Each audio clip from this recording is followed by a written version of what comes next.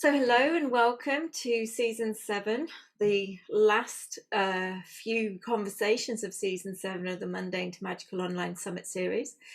My name is Louise Matson, and as always, I am truly blessed to be your host. Today, as I've just mentioned, we enter the final few days of this season, and I'm really excited to welcome back another much loved speaker from last season, Margo Fraser.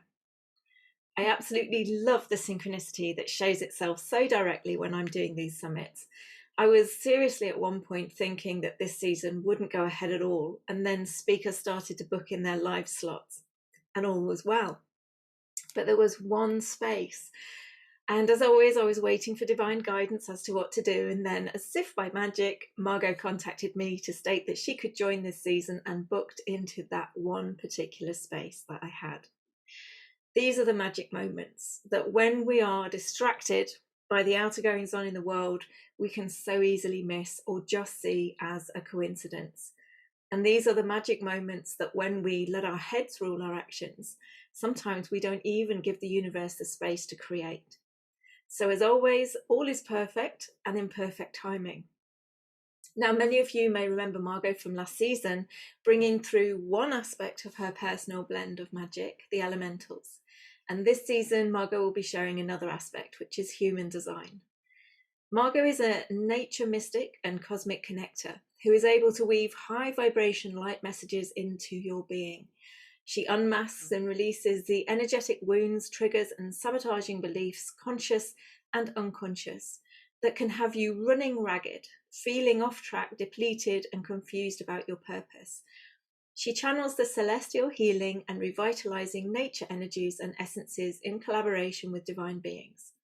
She is a certified intuitive strategist and master teacher with Academy for the Soul, and is also a certified human design professional, trained through the International Human Design School in the deepest levels of this science of differentiation to facilitate clients in understanding and embodying the magic of their own unique nature and becoming their own decision-making authorities. Margo is honoured to facilitate empowering results with her clients, and as one client has described, words cannot describe the beauty I feel inside of me. Such openness and the fear has all gone away.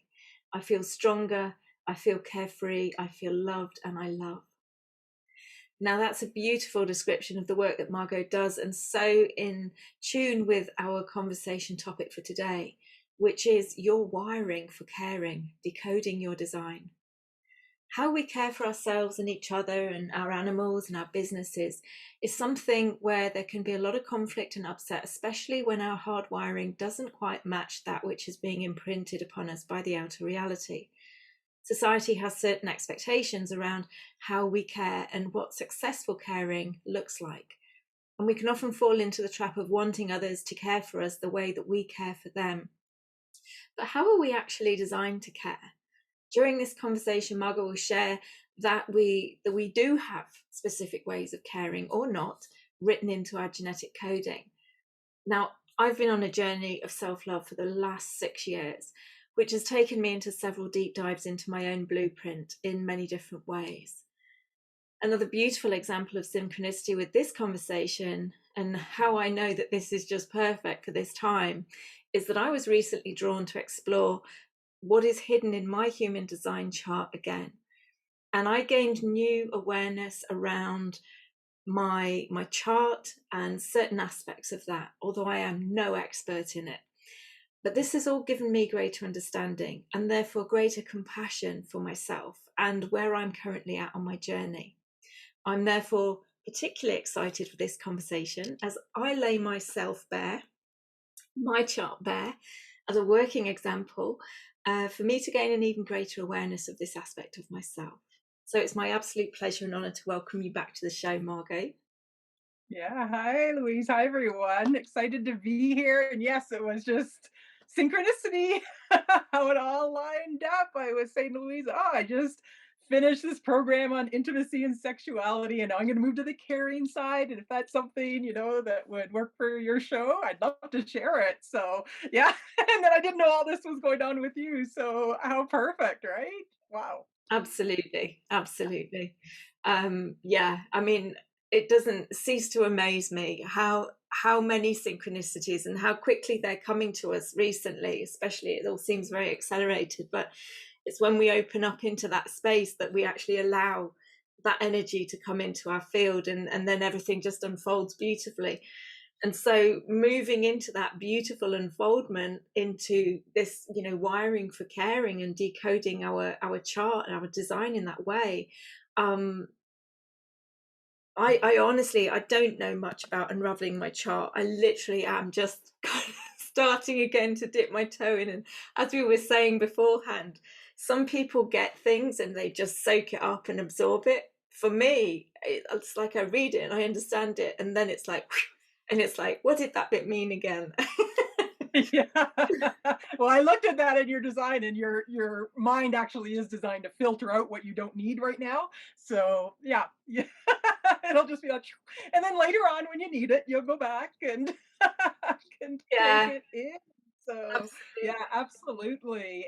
And this side of carrying, wow, I mean, there can just be so much upset around carrying, in relationship, and we look out in the world and we kind of judge how people are carrying. And it was so funny. I even went on to the Google and just said caring quotes to see what would come up, right? And then you see within the quotes like all these different dynamics of how we're supposed to care for each other and what that's supposed to look like, as if there's only one way for caring. And yet we are here to be individuals. We are here to be differentiated, to be our own unique part of the allness, the wholeness, our own unique puzzle piece. So yeah, we kind of have to shift out of that. And I think that's where the beauty of human design can really come in and support people in this understanding of what truly is your wiring. And you can also see in the chart where people get pulled into what we call the not self or the shadow self,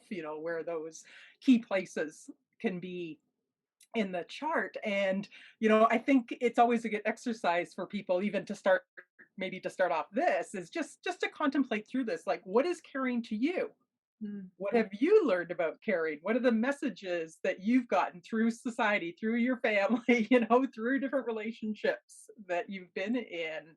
And so kind of just have that in the back of your mind and roll that around a bit. Some of what I say today may shock some people a little bit. Some may be upsetting. I may piss some people off. But just be open to take it in. I know if you're here, you really are on this spiritual journey. You really are wanting to live as yourself.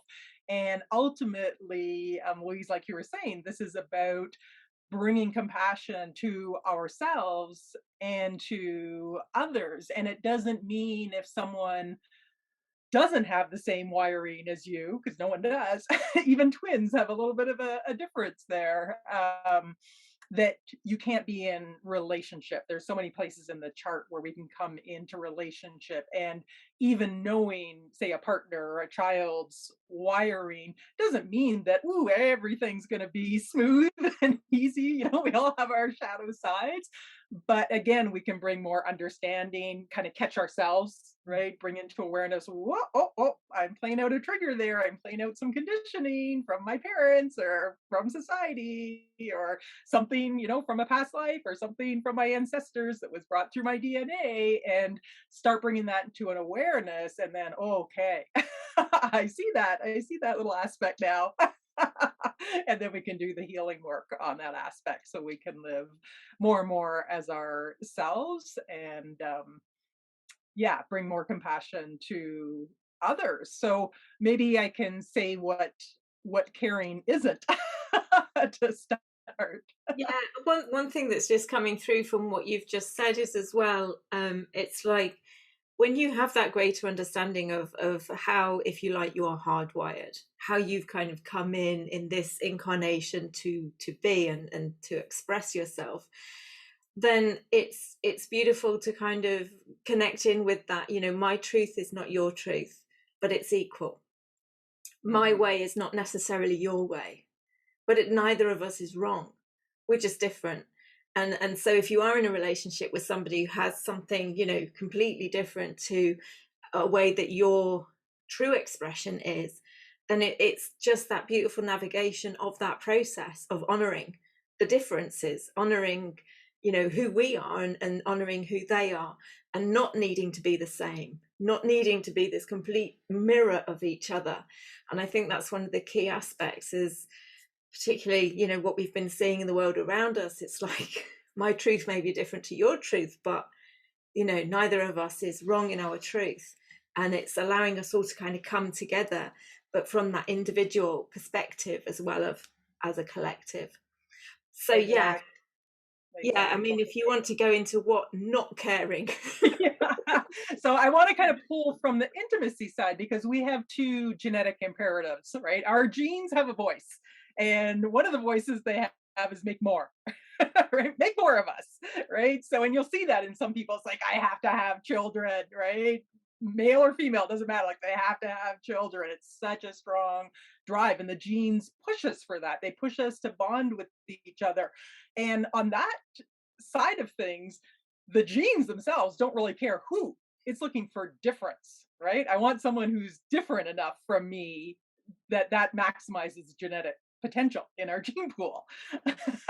And so our intimacy side is very much connected to our emotions, and I'll go into that. I'll even show it, the wiring for it, a little bit later. So it's where, like, it pulls us in, if you're tribal, into the cuddling, into the touch. If you're individual, pulls you into the romance, whatever that is, because it's very individual. If you're collective on that side, it's experiential. It pulls you into a new experiences, trying things in different ways.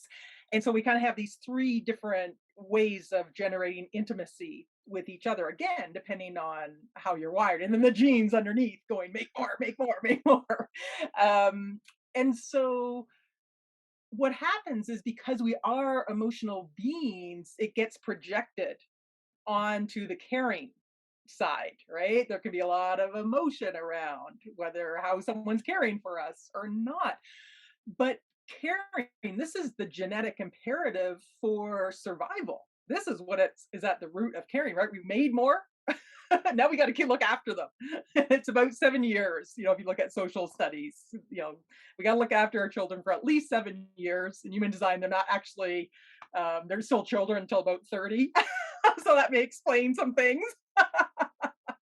And then when they go through their Saturn return around age 28 to 30, they move into their youth, per se. But yeah, if you can kind of start thinking now, yeah, caring at its root is us surviving as individuals, and surviving as a species. mm, And ultimately, it can be what allows the relationship to survive, the business to survive, supporting our animals in surviving, or our plants in surviving, our businesses. Yeah. So we can apply it in many different ways, but this is the root of it. And so, where on the intimacy side, yeah, it's all the touch and the romance, the passion, the experiential side.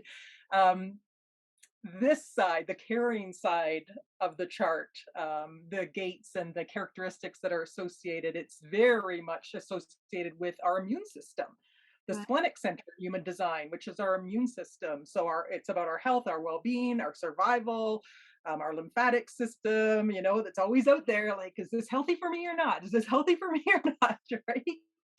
And that, again, our immune system is all about our survival, and it operates in the moment, right? Moment to moment. Emotions, they go up and down, and 50% of people are designed to be emotional, and 50% are designed to take in and amplify other people's emotions. So it makes the world pretty emotional, right? Especially if you don't realize that, hey, wait a minute, those emotions aren't mine. That 50%. And so, yeah, we see this, if you watch animals, right? They are splenically defined. They don't have the emotional side. We project emotions onto them. Um, and what they're experiencing as emotional, but they're operating moment to moment, right? Healthy for me, not healthy for me. Healthy for me, not healthy for me. And so this creates one of the dilemmas right away in terms of caring. The intimacy side, we call it the hot side, intimacy and sex, right? This is emotional. This is hot. This is um again, where we can find the passion and the romance and the cuddling and the touchiness and that type of thing, having the experiences. And now we move on to the splenic side, to the survival side, which is the logic side of the collective, not the experiential side, right? This is the logic side. What are the patterns that are going to carry us into the future? So that has a big impact on what's happening here. The splenic center is also the root of our intelligence, our body's intelligence, our instinct, our intuition, our taste for whether something's correct for us or not. Doing those experiments on the logic side. And so, I mean, we'd be dead as a species if we were only emotional with no splenic side, right? Oh, what happens if we jump off a cliff? It'll be okay, right? No splenic center to go, wait, that's a bad idea. Don't do that, right? This is dangerous. So, there's a beautiful marriage within us of these systems. It really is beautiful. And when we come into alignment and understanding of that, yeah, then that acceptance that you were talking about before, that compassion for the other, understanding the different dilemmas that are out there, that, yeah, because there's expectations on the emotional side, because it has that abstract circuitry, we project those expectations onto caring. I expect you to care for me this way. If you're physically attracted to me, which is the intimacy side, Yes. then I expect you should care for me. And you should care for me in the way I expect you to care for me. Yeah, I don't think I've ever experienced that. Right. And so we can all see, and this is where we got to bring compassion to ourselves, right? Because you don't know what you don't know. And yeah, the emotions get involved. And also the mind, the not self or shadow mind jumps in and gets involved as well. So the emotional side, the intimacy side, we call that more the hot side, and the splenic side a little bit more cool, because it is that survival. You can't be swayed by all the emotions in order to survive. Um, and so buying someone flowers ultimately, for example, is not what caring's about. But the emotional side and the not self mind side, which loves to compare, it loves to measure. That's what our minds do so well, right? But caring isn't something to be measured against something else, right? We just have a way, moment to moment, that's mechanical within us, that we're designed for, that supports us or our family or our community or business or our plants, our animals, the collective in surviving. And some people's charts are really geared to one way, and some people's charts are very complex and have a mixture of the different ways of caring. And neither side hooks up to the mind. So this is a dilemma too, because the mind wants to be involved. It wants to be in charge of everything. Again, it wants to compare, it wants to measure, it wants to say how you should do things and what's right and what's not, and make its lists of pros and cons. But I'll show you guys the slide of the circuitry later, and it does not connect to the mind. So again, this is where we can have these dilemmas, because the mind's grabbing on to a way that it thinks we're supposed to be caring, so that we don't get judged by other people, right? So we don't get in trouble, so we don't get punished. And it takes us out of being ourselves. And so what really brings that grace to relationships is that acceptance. Mm. Right? I mean, isn't that what we all want, right? Just to be accepted for who we are, to live what we are. And when you understand your wiring and another's wiring and see the limitations of that wiring, you can really come into acceptance of that, and how beautiful is that? That awareness allows that acceptance to occur. You might find out it's not the right person for you, right? But it's not a bargain. Acceptance isn't a bargain, right? Oh, if you do this for me, I'll accept you. Yeah. Right? It's I see you. I see your wiring. I see how you're genetically wired.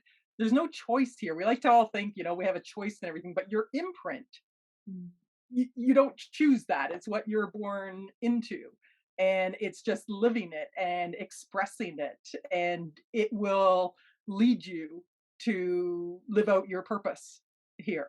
And you don't have to be anything other than that, which is like Yeah, I mean, relief, right? one of the statements that I actually really love from my ex partner was his amazement that no matter what I've been through in previous relationships, I have the capacity to throw myself all in. Whereas a lot of people are very guarded, they go into a relationship and they're quite protective of their self.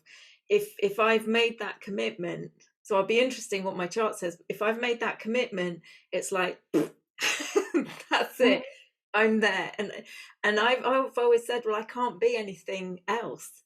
I don't know how to be anything else, and that to me is like, if you are kind of living your wiring, because it, it's just the way I am. It's just the way that I have been. So, but I do appreciate where the head gets involved and tries to dictate how we behave in terms of the caring roles that we have, or the intimate roles that we have and things like that, and try and kind of look at how people are doing it. Oh, right, that's how I'm supposed to do it, as it were. So yes, I'm a little bit scared about what my chart is saying.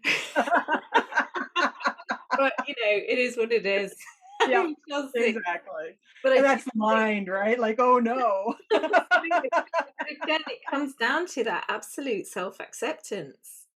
Mhm. It's like this is if I'm going to live my authentic self, and it is that absolutely unconditionally loving yourself, then it comes from that greater understanding. It comes from that greater awareness of actually what is my truth, and it may not be how I think I'm supposed to be, or how I've been imprinted upon to state how we're supposed to be, and it may not be how my partner is or how my family is, but it's my way of doing it. And it's like, when we can get comfortable with that, then it's, for me, I've experienced that it is such a more peaceful place to be for me in my life, when we can get comfortable with ourselves and how we are and who we are. Yeah, exactly. And um, what the mind likes to do is the not self mind, like when I show you a chart and you guys get a feel for it, is it looks at what you are and goes, yeah, yeah, yeah, yeah, yeah. And then it looks at what you're not, all the openness in the chart. Oh my God, I need to be that. I need to be that to be whole. Right. And so it's going after that. But that's just where the wisdom's coming in for you. It's where you get to learn. It's where you get to take in and kind of experience it. But it's not your I am. It's not your, you. And so it's often a relief for people to go through. I mean, I know we're talking caring here, but in a foundation reading, when I give them the overview of their whole chart, oh my gosh, I don't have to be that. I don't have to prove myself. I don't have to avoid conflict and confrontation. Oh, I don't have to be certain about anything. So it just starts that releasing process so that you can step in a deeper way into being yourself. And in human design, everything comes back to what we call strategy and authority. So each of us have built into us a way to reduce resistance in life based on our auric type, and a way to make decisions based on our wiring that again has nothing to do with the mind. Mm. So can you accept something in another? Can you care for that person in your own way according to your how you're wired?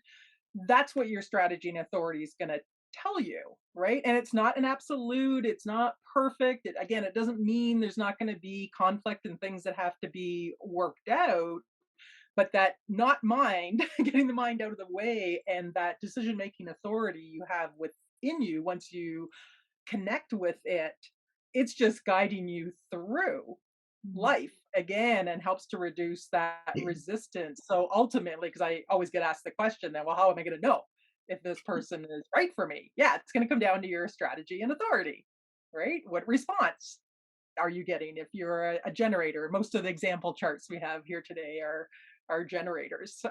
Yeah, or what does the splenic center? What information is it giving you, or your willpower center, or however it is that your specific design comes through. So yeah, maybe anything you want to say. Maybe we can talk about the different types of caring, just to give people a kind of an overview of that. Yeah, I mean, I as I was saying to you before, I've looked at human design. I've dipped in and come out of it, dipped in and come out of it so many times. I look at that chart and my immediate is, oh my God, what does any of that mean? But I do know from the many times that I have tried to dip into it that there are certain different types and certain, you know, that we are grouped, as it were, in terms of what is defined or what isn't defined within the chart, and yeah, where our authority lies and things like that. So if you wanted to go through kind of a general overview of you know, if someone were to look at a chart, you know, where would they be looking at in terms of the kind of the caring aspects, and then also Yeah, what what the I'll do is I've got some slides prepared, so maybe I'll talk about the different types of caring, and then I can move to the slides, and then I can kind of give you guys an overview. If you've never seen a chart before, just a brief capture of what it's like, and then we can start moving into the yeah, and if big. you have never seen the chart before, don't worry. Yeah, don't worry. I just look at it and go, I'm your interpreter here. Yeah, exactly. Don't worry about that. So, yeah, we're on the intimacy side. There's kind of three different streams. There's the tribal, that touchy side. There's the individual, which is the romance, the passion, but also can be fickle, love me not. There's the experiential side, which the tribe doesn't like too much because they're the ones who are like, it's very taboo. The experience might be having a lot of partners. Who knows what it's going to be? Trying lots of different positions. We wouldn't have the Kama Sutra if it wasn't for the experiential side. It's really finding all different ways to do one thing, to have that breadth. But on the caring side, we have five different ways of caring that are shown in our chart. And one of them is self-caring. It's very much about self-empowerment, being self-empowered to care for themselves alone. It is self-caring. It's individual. And so, this is someone who could be really sick, but they still can't allow anyone to care for them. And only certain people can do it. There's a certain couple of gates in a chart that if people have that, they can kind of pull the attention of someone who's self-absorbed in caring for themselves into caring for another. But otherwise, they are designed to be self-absorbed in caring for themselves. And so, I hear a lot of times, narcissist, and there's a very specific definition for that. It has to do with the ego and so on. But I'm starting to see a lot of people refer to those who are self-absorbed in themselves as narcissistic. But if it's in their design, they're actually wired to be that way, and we can't fault them for that. It can be a real gift to know how to care for oneself. We can learn from them, and the individuals, they are the ones that can bring through something new for us in the way that we care. And it's rooted in self-love. And self-love is not about anyone else. Right? It's about the self. And so I have, there's a funny story. One of my colleagues, he's splenically defined in his chart. So it's just in the moment, right? He just gets like an impulse if there's danger, and he just reacts on it. There's no thought. The mind's not involved with this. It's the splenic awareness. And so he was out biking with his wife and I think it was daughter, one of his kids anyways. And all of a sudden a thunderstorm came in and lightning, all of a sudden he just took off like a shot to the nearest shelter, right? And then eventually his wife and his other drench come up and like, what was that all about? You just left us there. But that's being splenic. The right thing to do is follow him. because his splenic center, man, it is going to guide him to the right place to avoid the danger. And again, it's not personal. It really is. This is how their wiring is. They can still be empathetic, but it's going to be looking after themselves and being self-absorbed in that. But they often spend their lives being told they don't care. You don't care about me. And people can feel it because these frequencies are in our auras. Mm. And they can't do anything about that frequency of not caring for others in their aura, right? And so there's kind of this subconscious, like people feel it. And you don't care about me, and they make them feel guilty, and then those people will be trying to conform to that, and they never can, right? Because they're not wired for it, doing the best they can, and then they'll get hit with, oh, you're so inauthentic. Right? Like you can't win, sometimes with that. But again, there will be certain people there. It's dates 28 and 38 for those who know human design that can pull those people into caring for another in a certain situation and allowing the other to care for them. But otherwise, it's pretty much let me just do my thing. Let me be self-absorbed in my own caring, um, for their own survival. And they'll either do it really well, but if they've kind of been beaten up over life, these can also be people who don't do it well at all, Mm. or really struggling in life because they've just been kind of beaten down. It's like, what do I know about caring in any way? So that's the first one.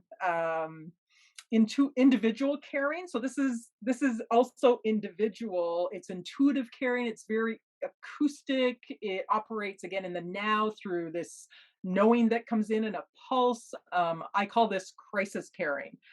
Individuals, if you're individually wired, you're not here to be interfered with, right? You're here to bring through mutation. You're here to bring through change.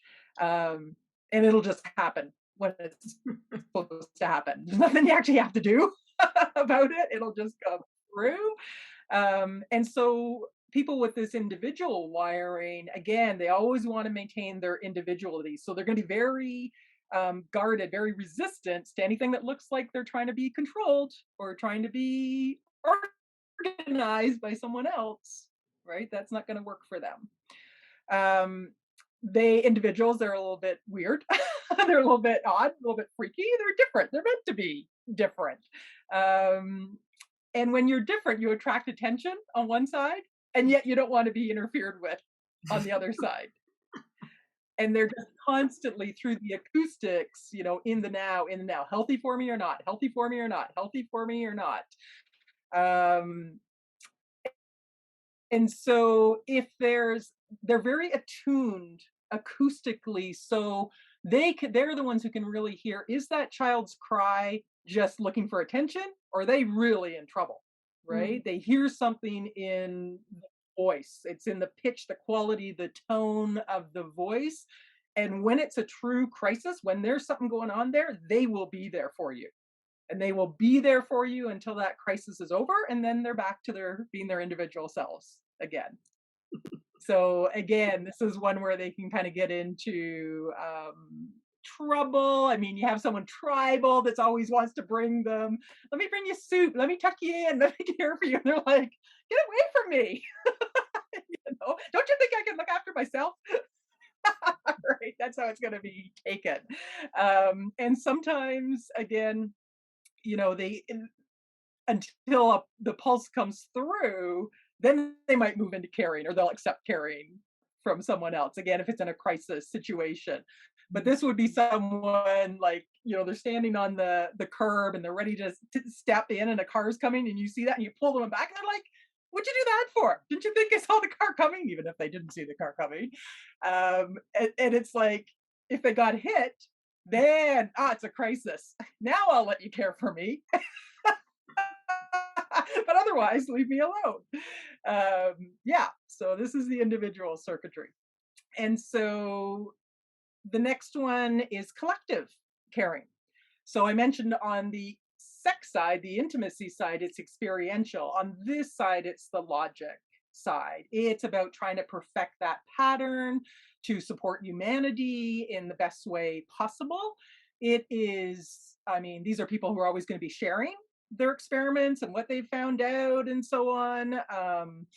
The patterns that they see, what's not working out there, but it's impersonal, right? It's a very critical, judgmental kind of circuitry, but it's supposed to be. It has to look at the patterns out there and say, hey, this isn't working for us as a global village. Something needs to change Yeah. here, and can really see it. Can really see it. And then just depending on the wiring, may be able to bring through the solutions or not. Some people are just here to identify, Mm. what's wrong. It can be very irritating, right? Because they don't have the solutions. You're on the other end of it. But again, it's impersonal, but we take it personally. And one of the reasons that it gets really mucky is that when you're doing your experiments, right? When you're trying to figure out what's going on and you enlist someone you're an experiment, that seems personal, right? Hey, could you try this out? Or would you be involved in this experiment? Da, da, da, da, da. Let's see if this works or not, right? We just went through this. I mean, or we're still going through it with COVID, right? This is the vaccination thing. What do we think is good for the collective? People agree with it or not agree with it, doesn't matter, but the collective is impersonal. It doesn't care about the individual, Yeah. right?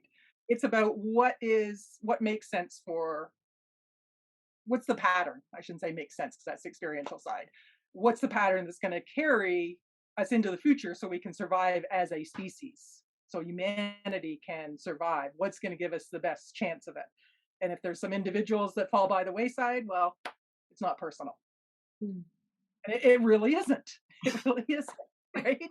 So something might work for, 80% of the population, 20% it doesn't, but hey, for most of humanity, this is what seems to be working for us. And so it's a perfectionist.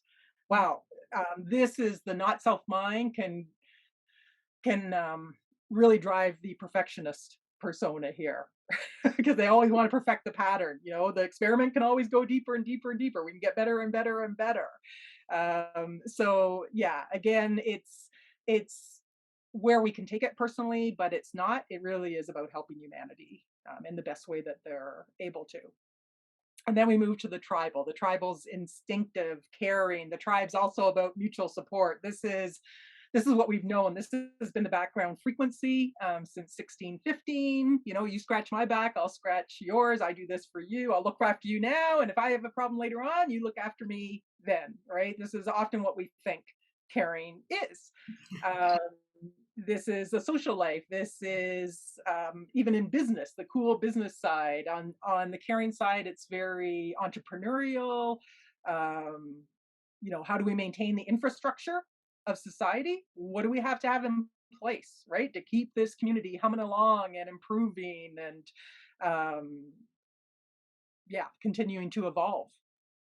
And so here, what's interesting about the tribal is that this part of it, the instinctive caring, doesn't have a voice. The other channels have a way to get up to the throat center to express themselves, and this ends in the ego center in human design because it takes a lot of ego, a lot of willpower to be able to do this mutual sharing and have the correct bargains and all this kind of stuff. But it can't communicate, and boy, this creates issues in relationships. It doesn't communicate. It doesn't have that voice. And so it's like it's under the surface there, but it's very difficult to express. Um, and because it's related to willpower too, there's also an instinct here for I can't care right now. I don't have the right resources because the tribe's about getting enough resources for things. And if I Mm. don't have the right resources, I can't care for you. I can't even care for myself. And so Yes. there can also be some denial there, right? I don't have the power to do this right now.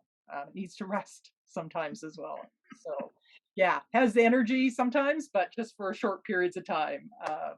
Yeah, and then the ego caring. This is just one channel. It's the voice of the tribe. It's like the king, queen, the monarch. It's about really as a tribe, as a community, this is the voice of the we. And you'll hear this with monarchs, right? You hear the queen always, we, da da da da. We, she doesn't say I ever, right? We are, we have, we don't have. And this is really where energy and matter is exchanged, right? I give you my energy, I get this resource, Mm. money, things, whatever it might be, right? So there's this currency exchange that goes on. This channel is called the money line for a reason. So, but this is also where we can voice what our community needs. That monarch can say, we have, we don't have, we need to educate. It's very much about education. And the other half is like the president, like pulling all the resources together, really controlling the organization, say in a business sense, and so on. So it can be very territorial, very possessive, but this is the tribe. Hey, if you're tribal, you don't care about being possessed. It's okay. I get this, you get that. No problem. Right? So again, so these are the different types of caring. So you can see how complex and how many dilemmas there can be between these. And again, where we take things personally and they're really not meant to be. One of the interesting things actually that was coming up for me as you were going through those different types is I could relate to a number of them as well. So it's like, yes, we're kind of like hardwired to be a certain way, but we're part of the all that is. So there is an aspect that we can probably kind of relate or see some of the other aspects to a greater or lesser degree. And I guess that kind of could muddy the waters in terms of if you weren't aware of your own specific way of being, you could kind of go, oh, because I can relate to that. And you're trying to meld yourself into that way of being, which actually might not be your way of being.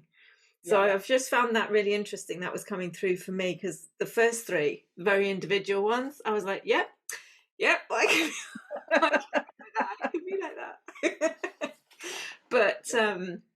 But I also believe it has a lot to do with how we're brought up and the kind of the backgrounds that we come from and our life experiences, because I mean I come from a very scientific background, very logical background. Now my hardwiring might not be that way, but my life Yes, experience it is.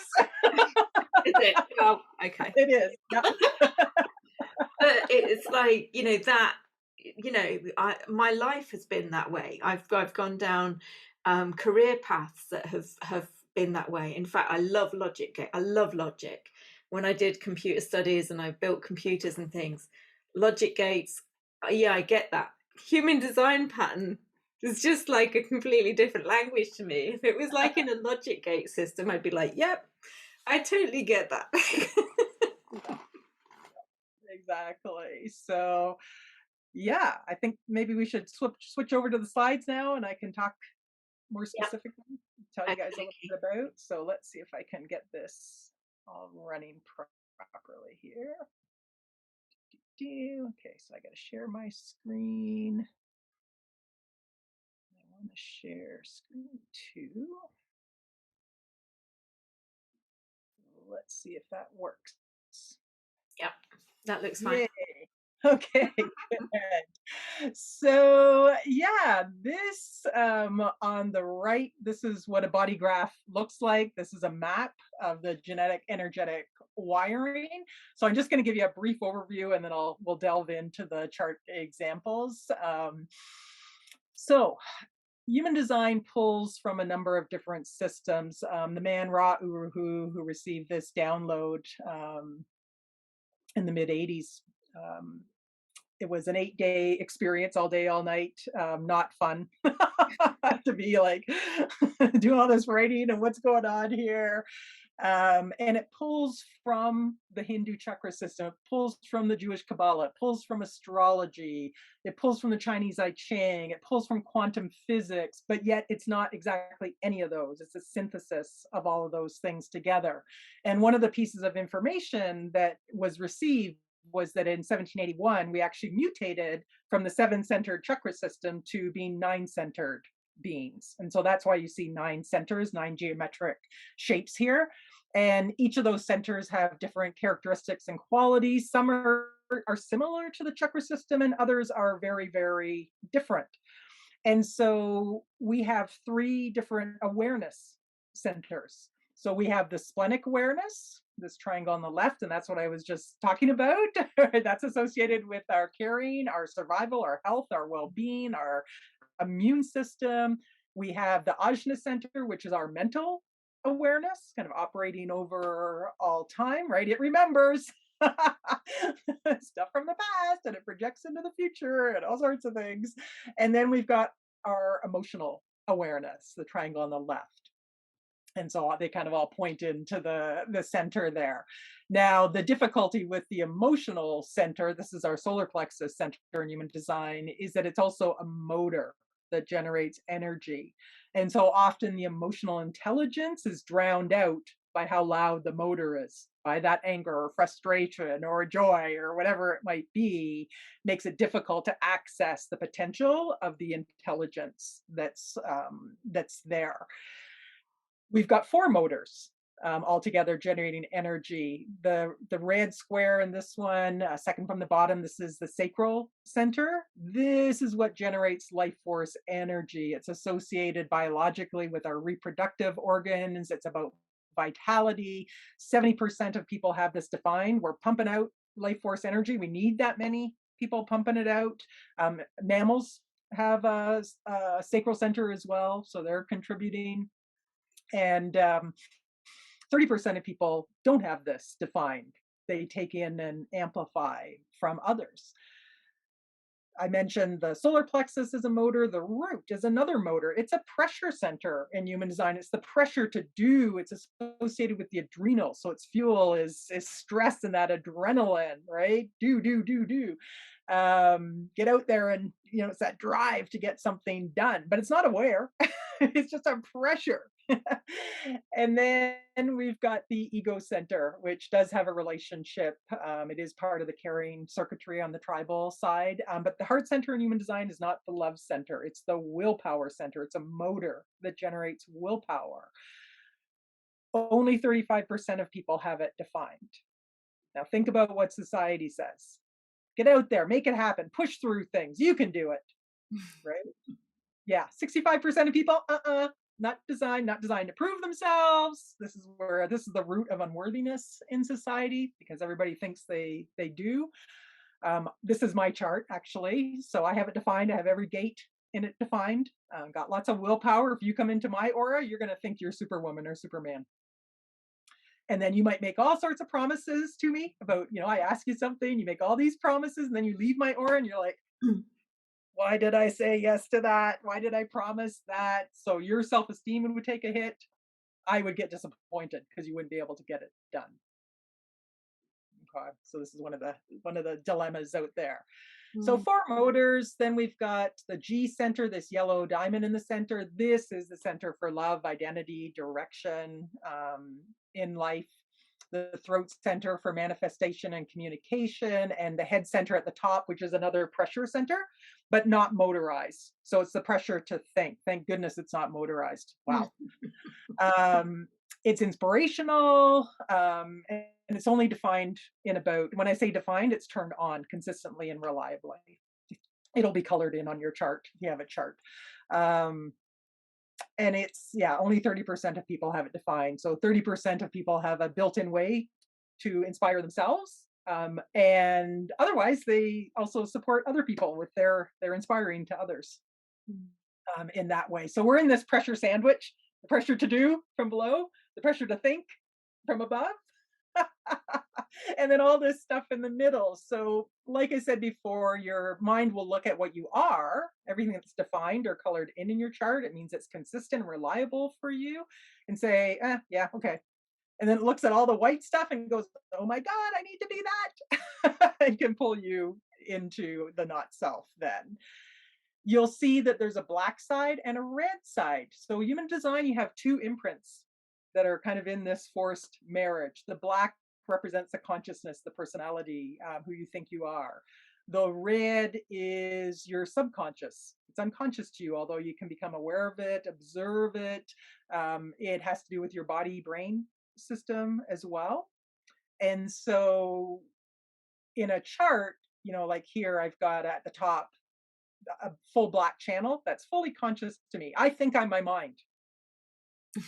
Making sense of things is part of the abstract circuitry, right? But I got all this other stuff down here that's either red or red and black, but my mind doesn't really think that that exists.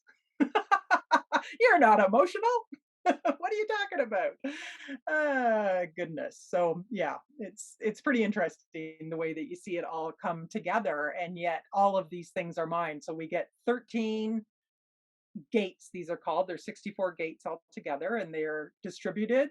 They never change where these gates are, these numbers are, and these are genetic characteristics that you have.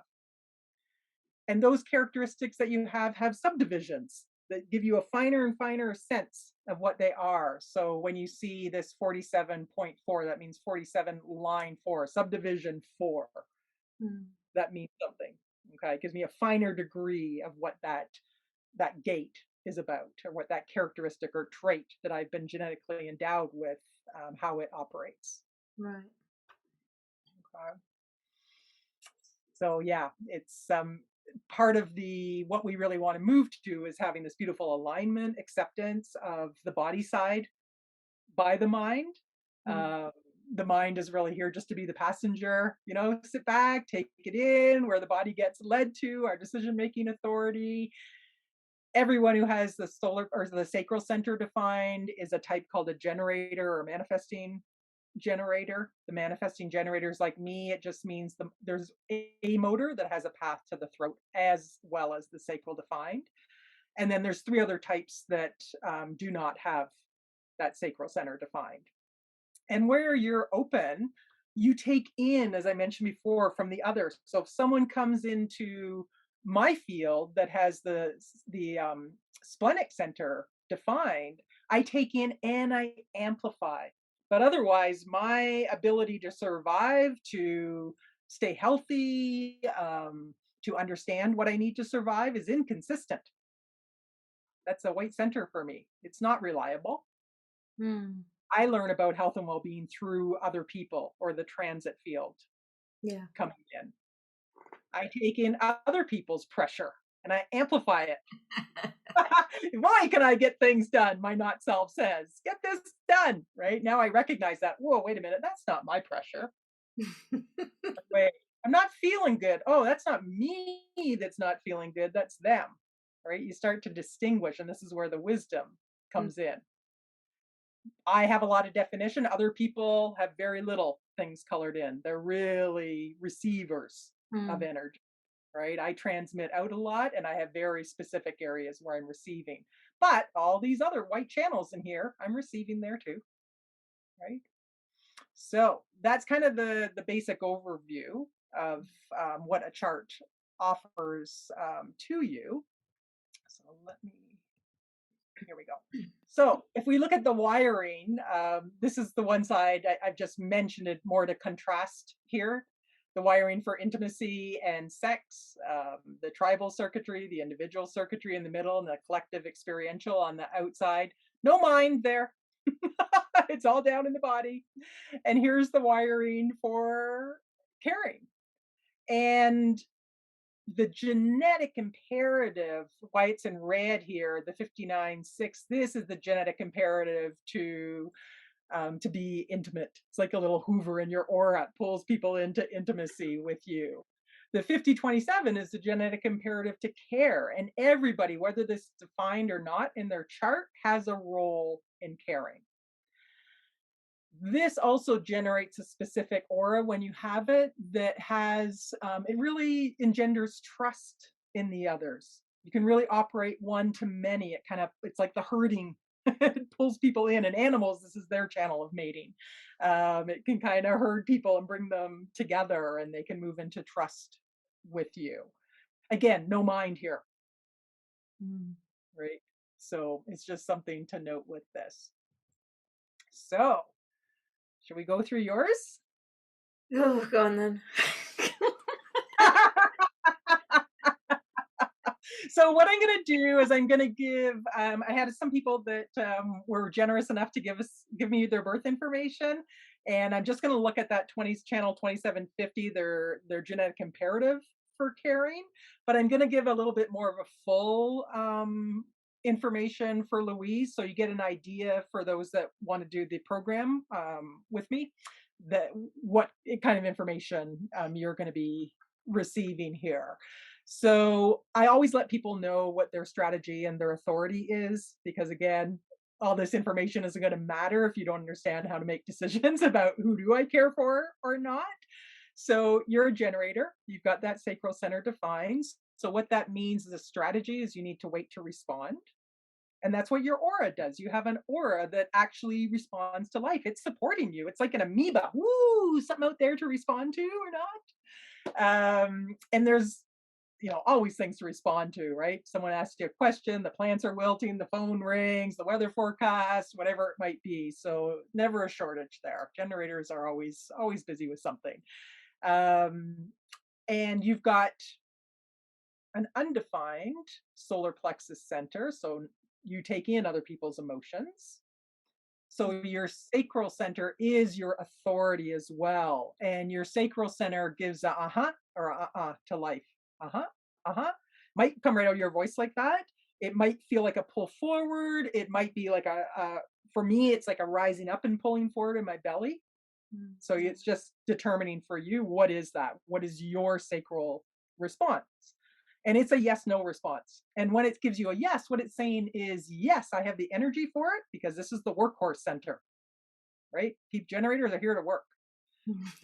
And it's aligned with my design. That's what the yes is saying, right? So if you get a yeah, that's a no. Hesitation is a no.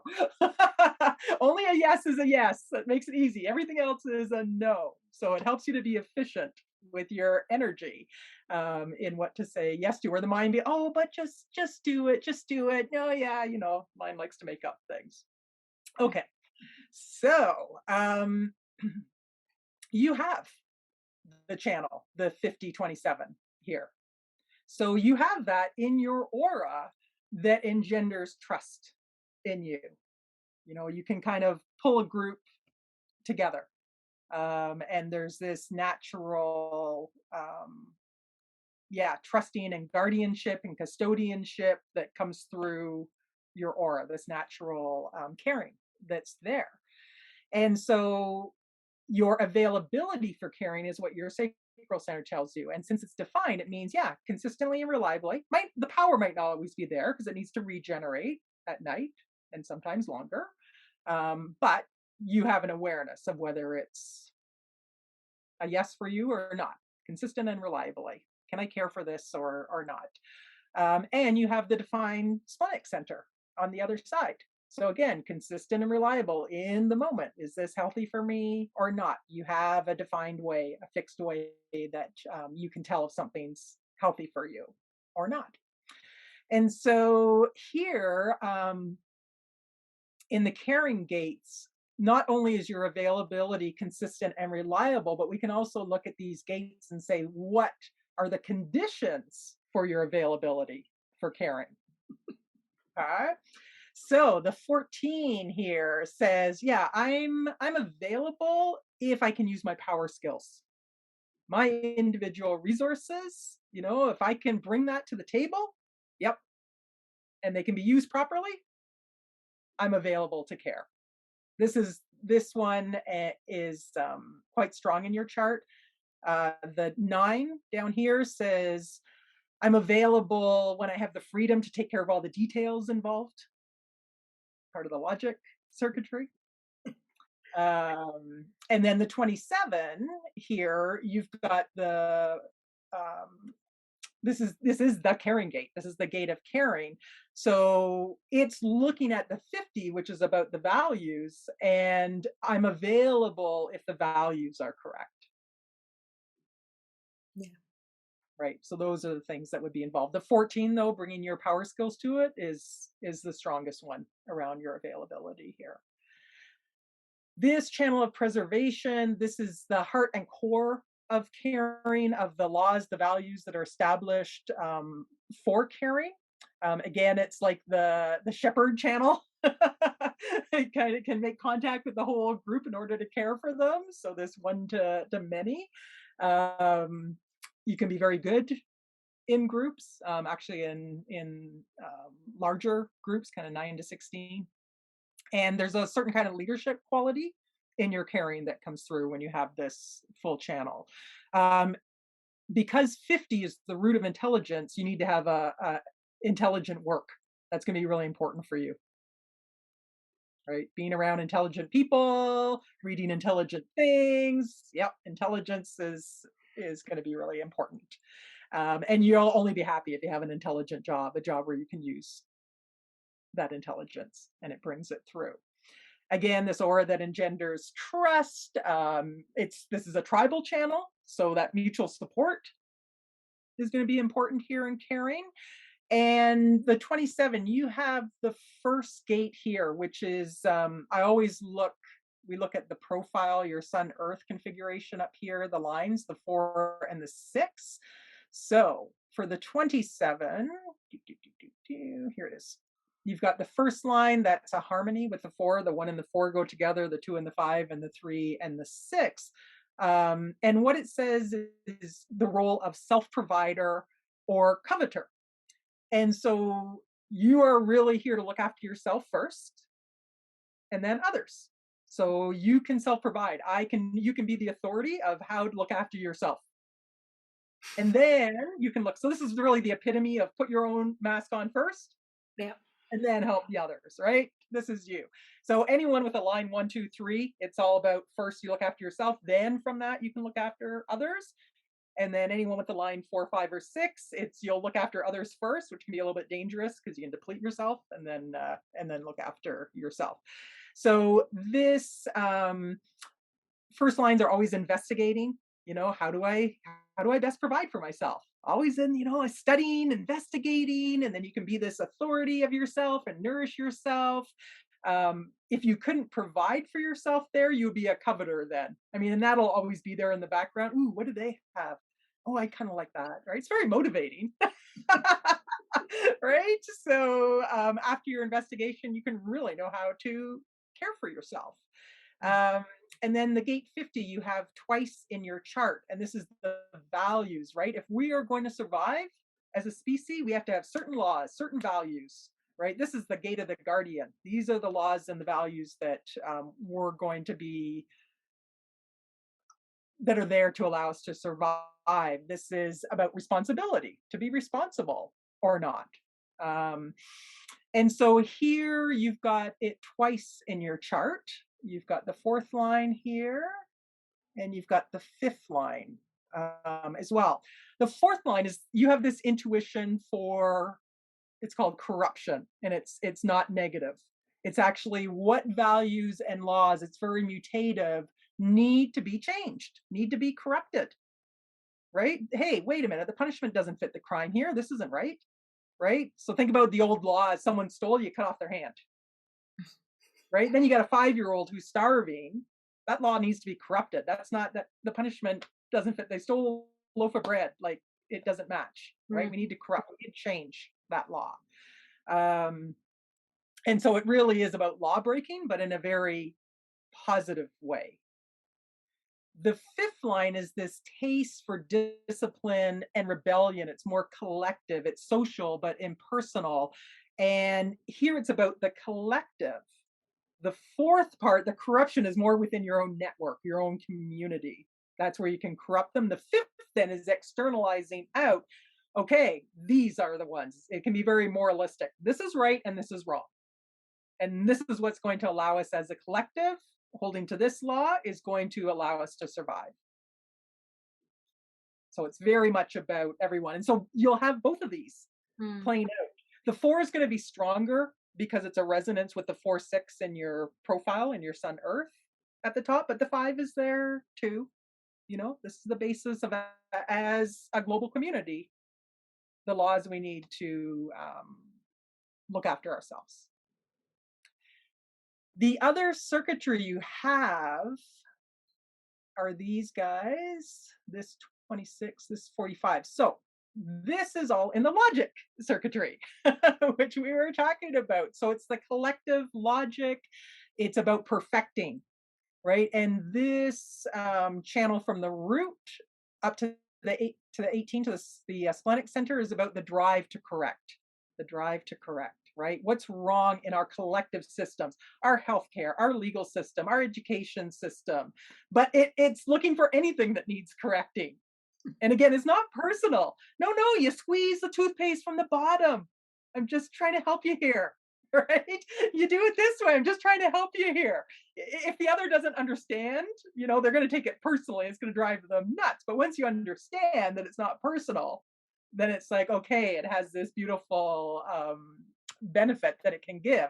Being in the experiment, what really is the correct pattern? So this is a channel that can really judge. You have to watch that it can really drive the perfectionist, and can be self-judgmental. You have to watch for that as well. The 18, what I would say about that is anyone who has that, it's the Oedipus electric gate. So conditioning by the opposite sex parent. So really look at how your father, his caring patterns, and yeah, see how that might have been playing out in your life and what's really true for you and what's not. The 48 here is the gate of depth. So now not only can you be aware of what needs to be corrected and have a drive there, you also have the depth, but it's unconscious, to bring solutions. And there's a fear that comes in here. It's the fear of inadequacy, the fear that you're not going to be able to find the solution to solve the problem. You are missing, though, the throat gate. So here you have all these solutions, but no way to express it out. And either a transit will come in or a person will come in. So really watch, it can be quite frustrating. Hey, I got the solutions here, but I can't, there's just no way to express it. So the timing will come when it's right. It'll get expressed out when it's the time to get expressed out. The right person or the right transit field will come in at the right time for you. And it'll be just perfect with that. So lots of depth. You've taken in, you've got lots of depth around things, and you can use that to serve and be that person that can help provide solutions. You've also got some tribal circuitry here. So this instinctive caring, that's more about our community, our how our social life operates and so on. But it's in an undefined center, so it's not consistent and reliable for you. You're going to get glimpses of it, as it gets defined over time. And 26 is the gate of it's the gate of the egoist. It's tribal. We need people who can kind of sell things to move the tribe off their conservative butts, basically. Right? So caring requires a lot of willpower, right, in the community. And so this is a gate that can really be the big truth teller.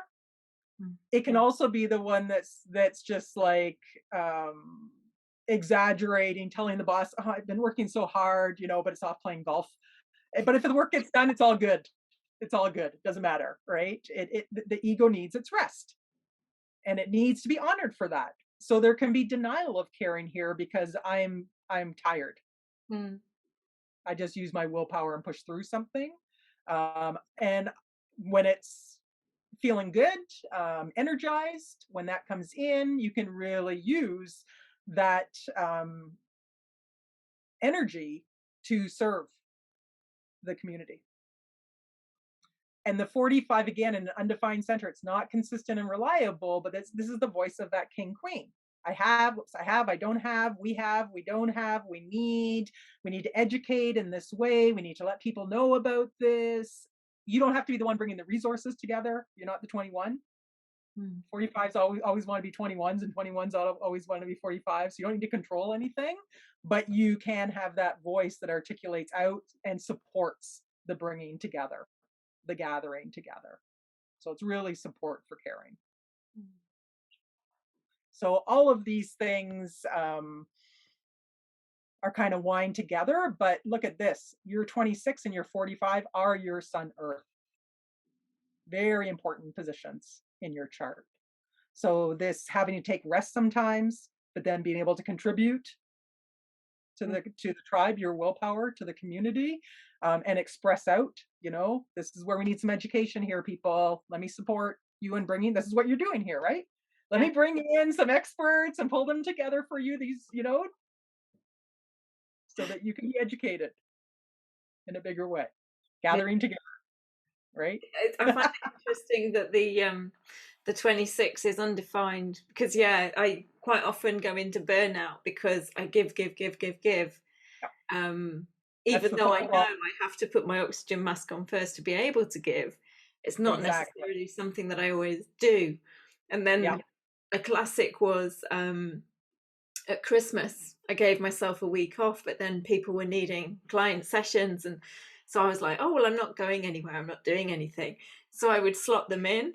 And yeah, then the first week of January, I got ill because the right. universe was like, yeah, you needed to take a week off. You ignored it. There you go, right? The mind got involved, right? The mind said, no, no, no. But yeah, and you put it aside your self-care and you paid the price, right? Absolutely. So yeah, so you can kind of see how these play out, right? And the dilemmas that come in, and that voice you have of the fourth line, it's, I'm going to protect and I'm going to direct you to higher principles. Fourth line is very much about that, but fourth lines, I'm a 4-6 profile too in my sun earth. Fourth lines are very prone to burnout. Got to be really careful. Yeah, Yeah, yeah, yeah, absolutely. Which is why I guess over the last 6 years, I've been sort of more focused on consciously working around self care, self love, sort of putting that's basically what the channeling has been. Put your yeah, oxygen mask on first and then assist other people. But yeah. it's been the And focus you, coming more into that. yeah, you have nothing in the self-caring individual circuitry on this side, so it is a learning theme then for you. Mhm. Learning about self-caring, learning about that self-love through correct response, Yeah. through the logic, through the support that you give in the tribal circuitry. It'll come together then. Yeah. Yeah, good. Wow, fascinating. Oh, that wasn't quite as scary as I thought it was going to be. Right. So what you'll probably see playing out sometimes though is that critic, right? The one who's judging. Oh no, it's better to do it this way. It's better to do it that way. Right? And if you're with an individual, they'll be like, "Did I ask you?" Right? And so this is where the compassion and the acceptance comes in. So yeah. Absolutely. I mean, I will say that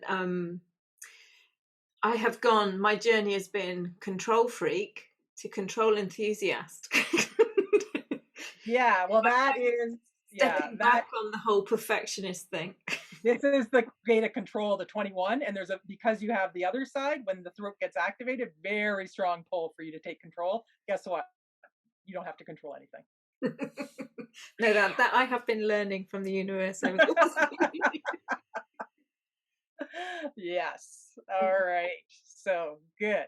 Um, yeah. So do you want to go into the other ones? Do you want me to talk about the program? What would you like to do first? Yeah, so before we just do the mini readings on the other people, I think this is a really good time to, if people have been excited by your kind of deep dive into those aspects of my chart, if you want to speak to the special offer that you have uh, devised, brought through, and are sharing with the community this season, because it just looks absolutely fabulous in terms of the amount of information and the deep dives that people are going to get a chance to go into, even if they just take the workshop aspect and not the combined workshop and individual session. So if you want to speak to the special offer, that would be great. Yeah, for sure. So, what I'm going to offer, first of all, there's 3 workshops.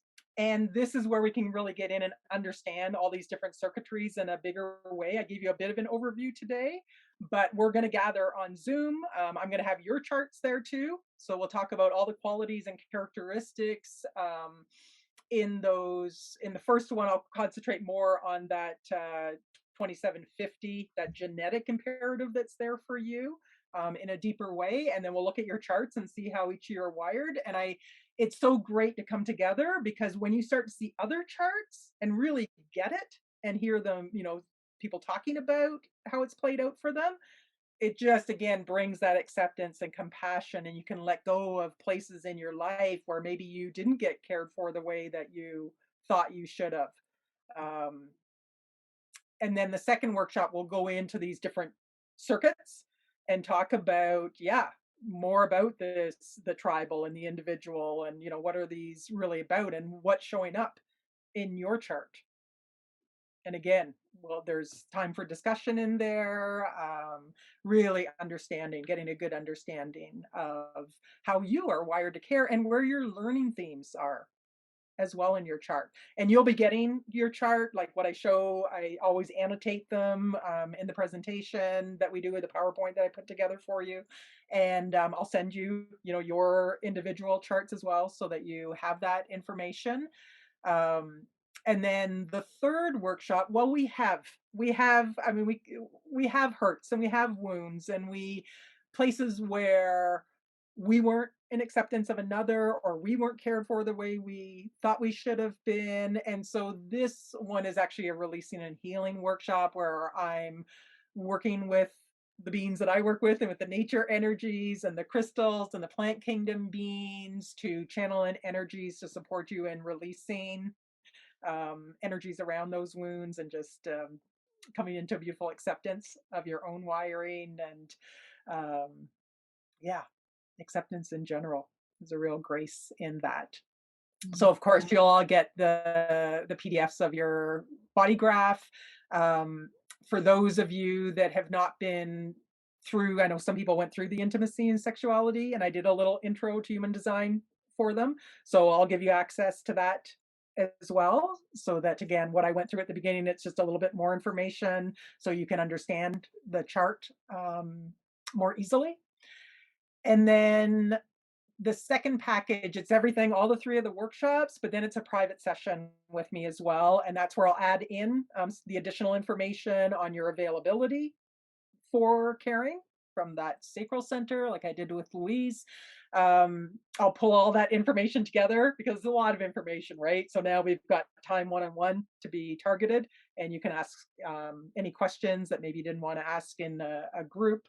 We can talk about some of the dilemmas that come up. And also I'm going to do a little mini healing with you there. So I'll be tuning into your higher self to just see what's coming through as a wound that needs to be cleared, that's sitting in your energy field, and we'll do that clearing as well to support you. And yeah, that's the two packages. So even if, for doing the chart, I do need your birth information.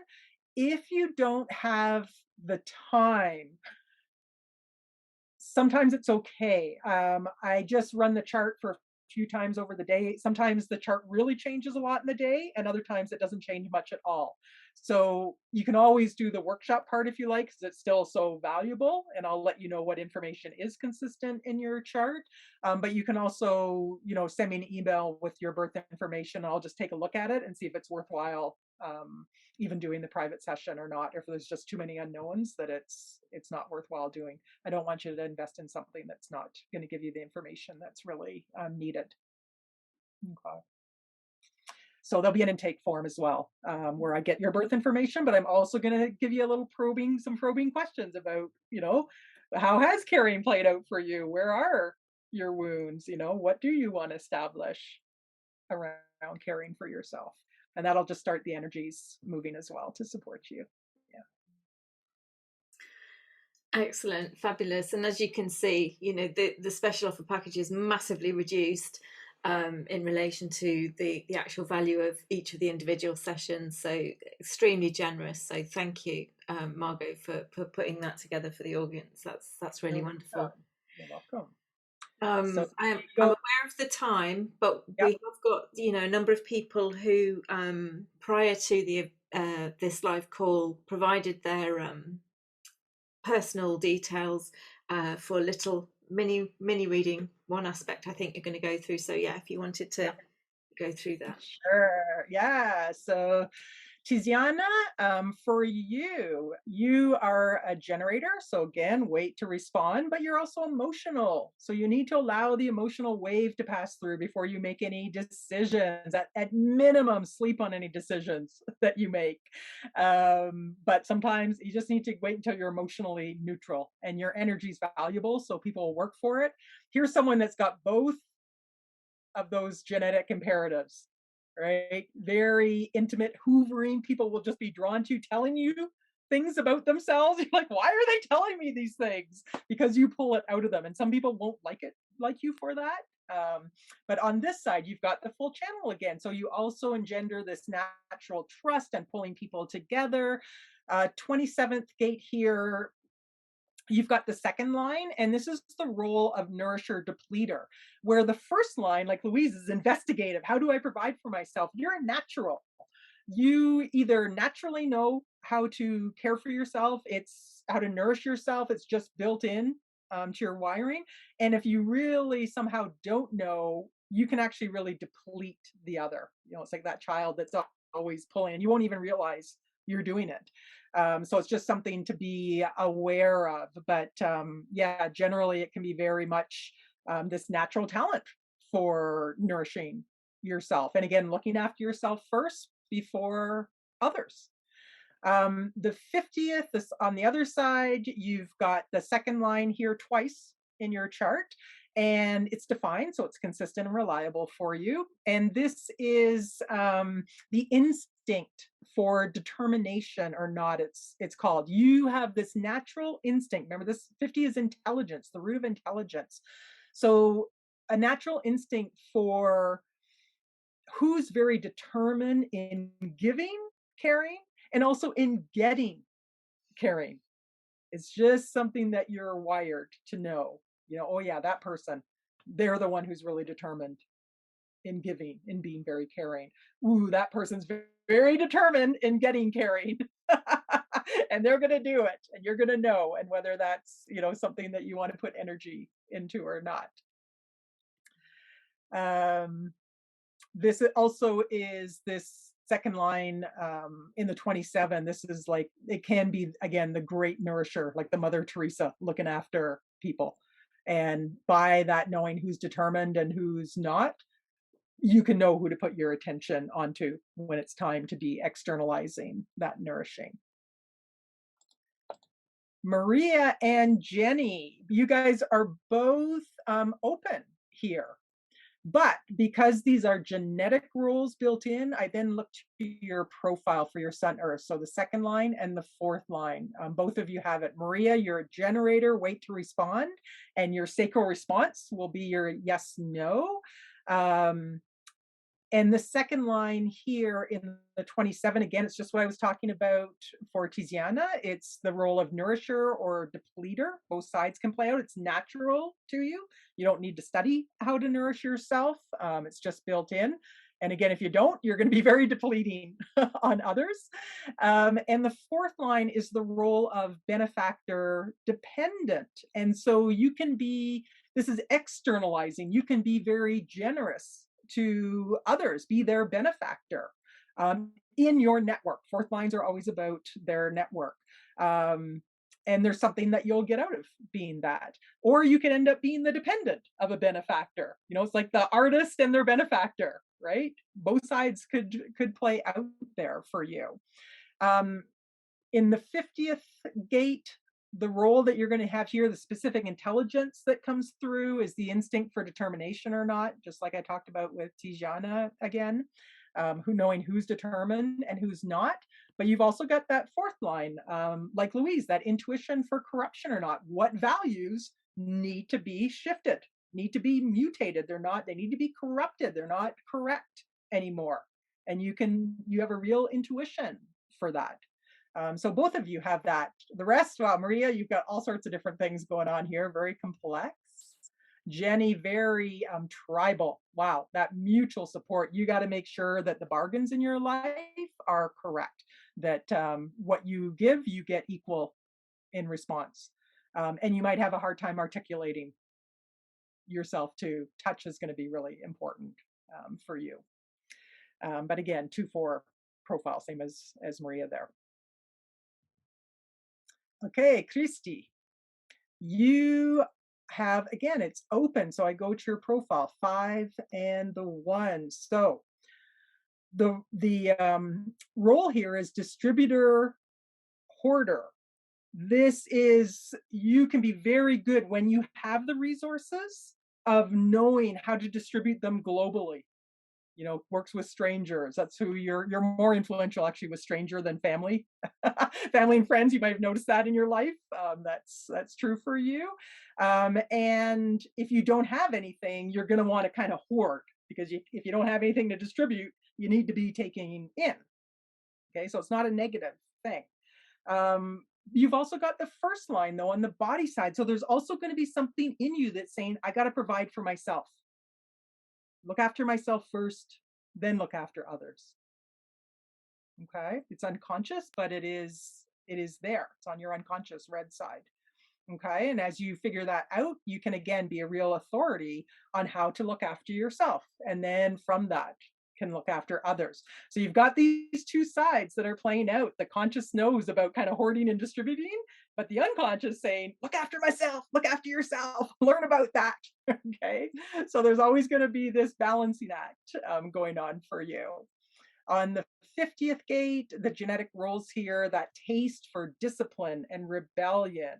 So here, who is disciplined and who is not? And what values are you disciplined in sticking to, and what is being rebelled against? And you have an instinct also if someone else is very disciplined in sticking to the laws, or if they're going to rebel against them.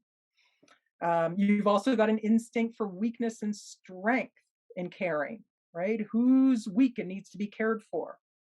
It could also play out as, oh, we need to make sure the strong stay strong, right? You see that in the animal kingdom, right? Sometimes the weakest one is the mom has an instinct for, not going to make it. I don't want to use my resources on that weak one. Okay, so you have a natural instinct for that. Claire. So Claire, you don't have the, again, consistent and reliable here, availability for caring, and splenic intelligence. No 27, so I go to your profile, the 3 and the 5, which we haven't seen before. So the 3, this is the role of bonds made and broken. So you're not someone who can be on in caring all the time. You can't care forever, right? The bond's made and then the bond has to be broken, even within a relationship. Hi, honey. You know, okay, go off and do your own thing and then come back to each other. You got to look after yourself. And then you can look after others, but there's going to be some trial and error in figuring that out. Third lines go through a lot of trial and error too. You know, okay, I want to be the best mother. Okay, let's figure that out. Trial and error, trial and error. And then, what happens if I stop? Like, it always wants to know. What are the different conditions here? And it's natural, it's healthy.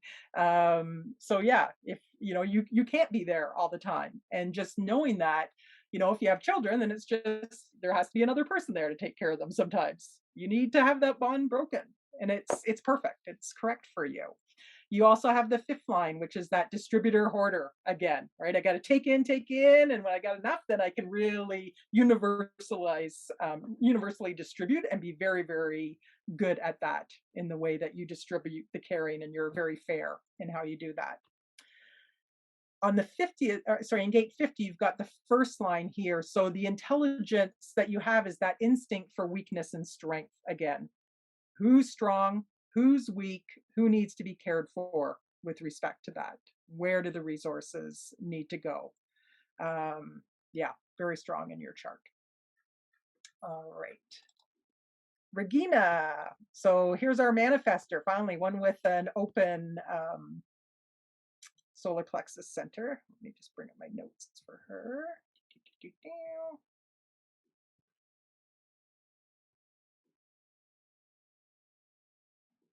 Better just make sure. Yeah, okay. Yes. So Regina's a manifester, open splenic or open sacral. So caring, she can't be consistent and reliable in that. It's going to get amplified when someone comes in that activates that inner chart, but otherwise, it's nothing to beat yourself up about. You need to have a good support team. You are splenic, though. The 27 is there when you get turned on, when your sacral center gets turned on by someone or a planetary transit that comes in with those energies. And the role you have is distributor and hoarder again, but without any 50. 50 is the regulator. So you could over distribute and not have anything left for yourself because there's no regulation on the 50 side there. There's still genetic based on your profile, this taste for discipline and rebellion and this instinct for weakness and strength. But in terms of this caring way, really be careful about that you don't overgive. That could be a real issue here. And then Christy, I just wanted to throw this one in, Christy Lynn, because she's got the open solar plexus. So here, nothing in the 27. I would go to the 4 and the 6, which is exactly the same as Louise, the role of benefactor. The role of benefactor. And oh no, you had the 27, so it was different. Sorry. So for Christy, the 4 is the role of the benefactor and dependent, right? Can really be a benefactor if you have the resources in your family and your network. Otherwise, you're going to be dependent, and there has to be some give and take there. And the 6th line is the role of trusting or not. So again, you're naturally very trusting of others until they get really close to you. And if they break that trust, that is it forever. Done. The 50th you do have, but it's inconsistent and reliable. And that means even though you can take responsibility, it's how much to take. You will probably take on more than your share. And then after you do that for a while, it's like, I don't want to take on any responsibility. Forget it. But what you're naturally wired for is you've got the 3rd line and intuition for partnership and dependency, right? Partnership means in some way we're dependent on the other and you want it to be equal, very important to you. And you have an intuition for when it's correct. And if someone becomes dependent, a 3rd line is going to go, I'm out of here. Bond's broken. Goodbye.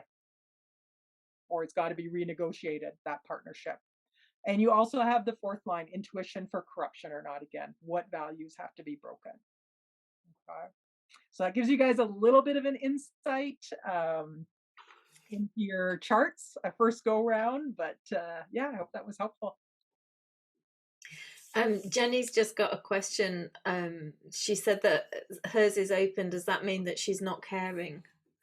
But I don't think that that's what it means. I think no. Open is just undefined.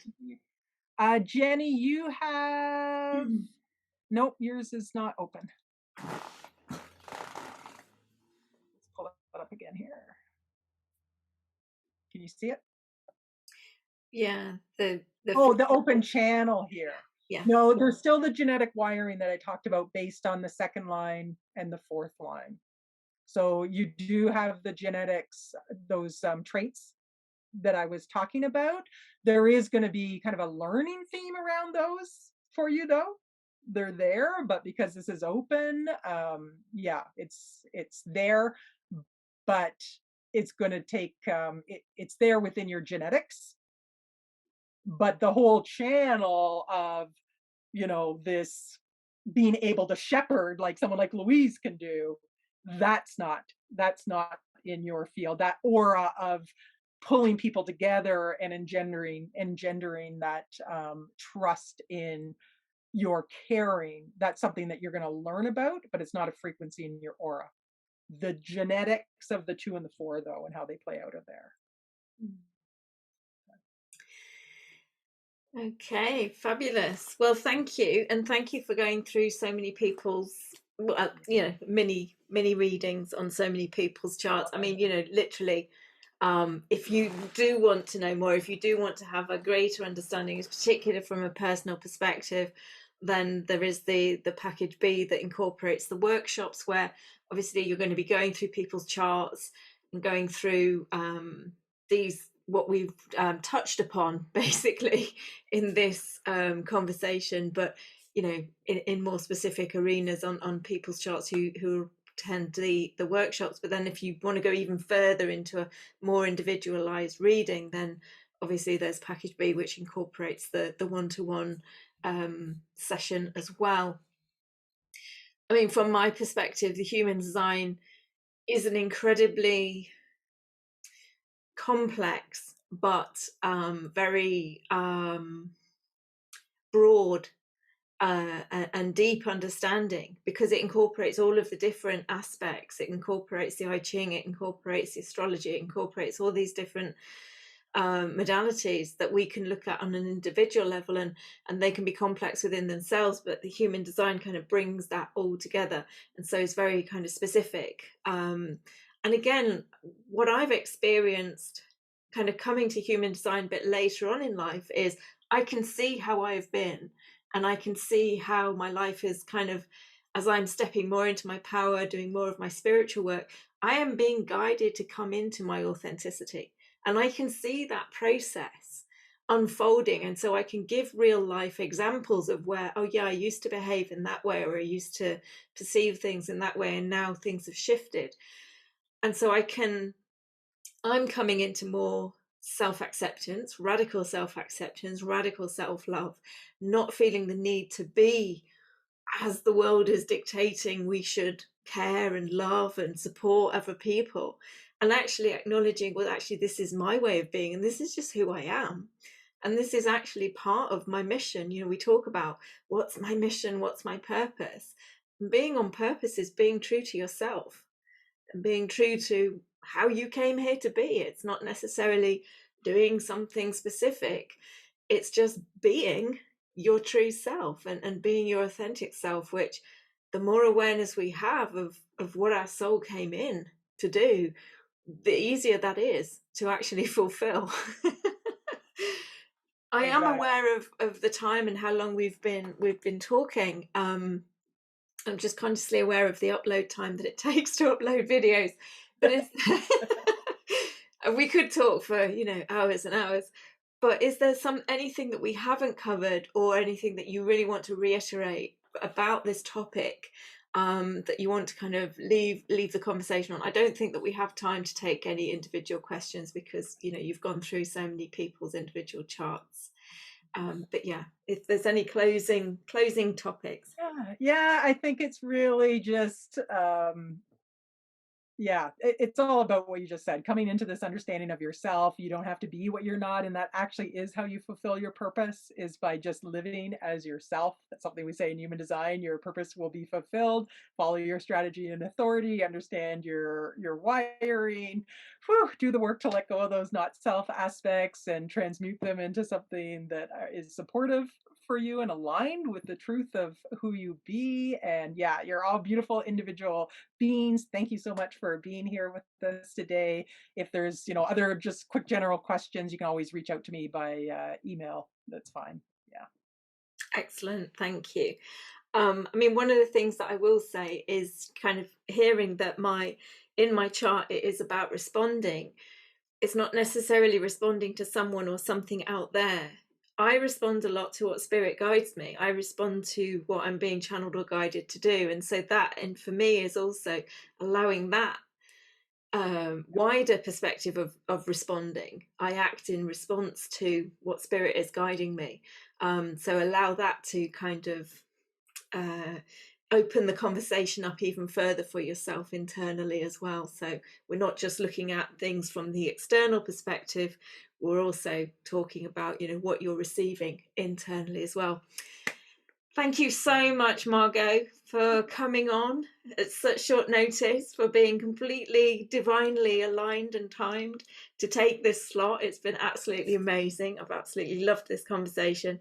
Extremely informative. I trust that I will have soaked up and received exactly the perfect message and awareness for myself. But I also know that I will probably have to listen back a few times to get the whole gamut of information that's been shared. And again, for everybody else with all of these conversations, we listen once and we get the perfect message in that moment. If we listen again and again, we might hear something that, we completely missed on the first round, or we might get it to a deeper understanding and a deeper level. I'm excited for all of those who engage with your special offer. Again, I think that it's extremely generous as always. Feel free to go onto the free gifts page or to click on the special offer link underneath Margot's picture on the upcoming course page or the replay page. And also the details will be under the YouTube video. I think that the link to the free gifts page will be under there as well. Take a look, and if it feels aligned, yes, I'm excited for you if you engage with that. So thanks again, Margot. Many blessings to you. Thank you. And to everybody else, I shall see you again tomorrow for another live call. It's the penultimate live call, and it is with Raven Many Voices, and she will be bringing in the energies of the fairies this time. It was the dragons last time. Who knows? Dragons may come through again, but yeah, I'm excited for that conversation. And then we shall end with the rearranged conversation with Carrie. Unfortunately, she had technical issues and no internet the other day, so we've rescheduled that call. So much love to everybody. Thank you so much for everybody who attended live, and I shall see you all again tomorrow. Bye. Take care, everybody.